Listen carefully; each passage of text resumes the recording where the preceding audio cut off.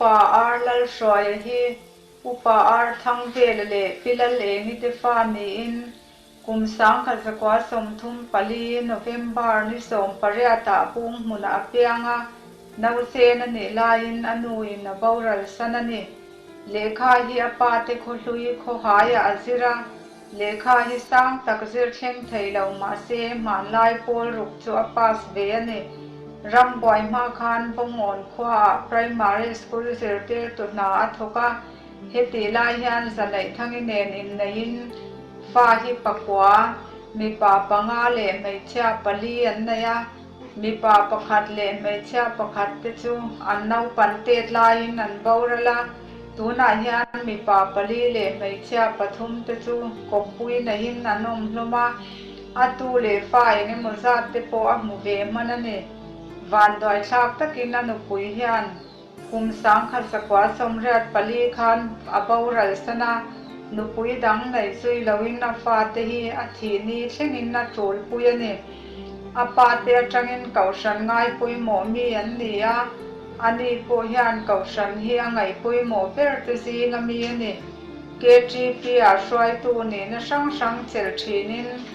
biali dar ni na te thleng po lo chel to thin ani kum sang khal zakwa samruk pakwa atangin Presbyterian kaushana orden upa ni a kum sang khal zakwa som sare pakhat khothang Presbytery in khom puin Bible zir turmi pani an chan zinga tela ATC a lay theology sirin Mizoram puma pani na anipo kaushan lama hian bial chairman le secretary te chel to thinin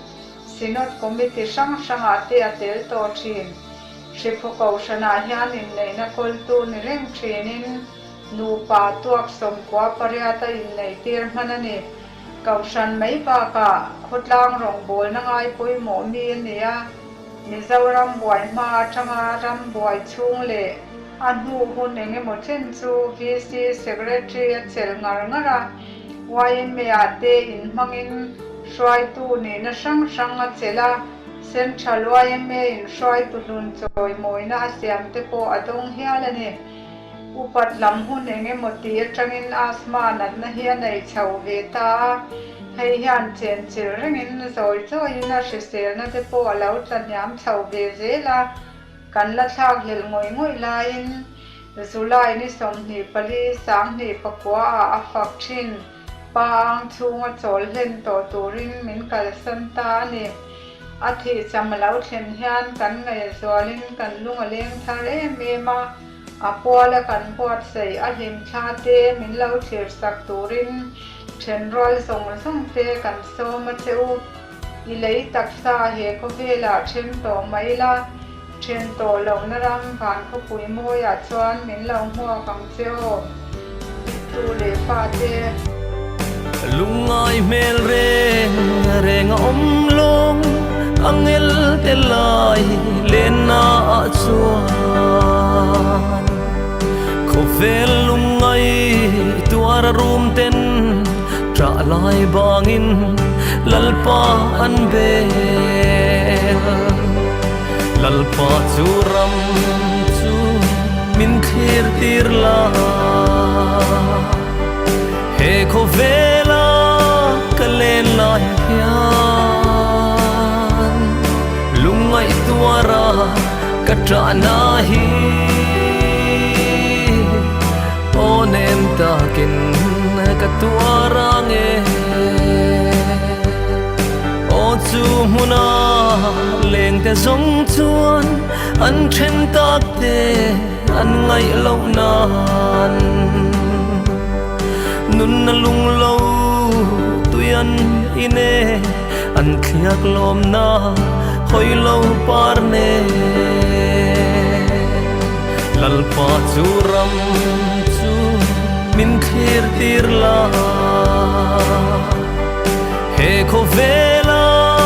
kalen lai hian lungai tuara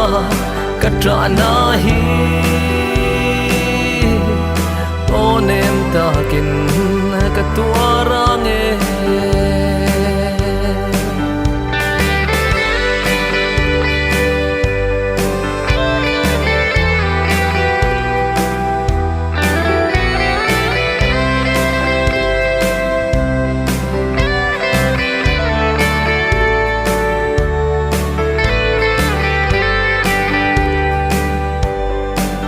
zelila mun rau pui chu angel var le var par arasi rau mai azam lunga leng zual beram no tual lena ani lalpa churam chu min khir tir la he ko vela kalen la hian lungai tuara katra nahi onem takin katuara nge zumun ro pui kathen hun chuan kai po lalpan minom puyang angel varte zingalengin satuanin lal pa kafakang lalpa churam chu min khir tirla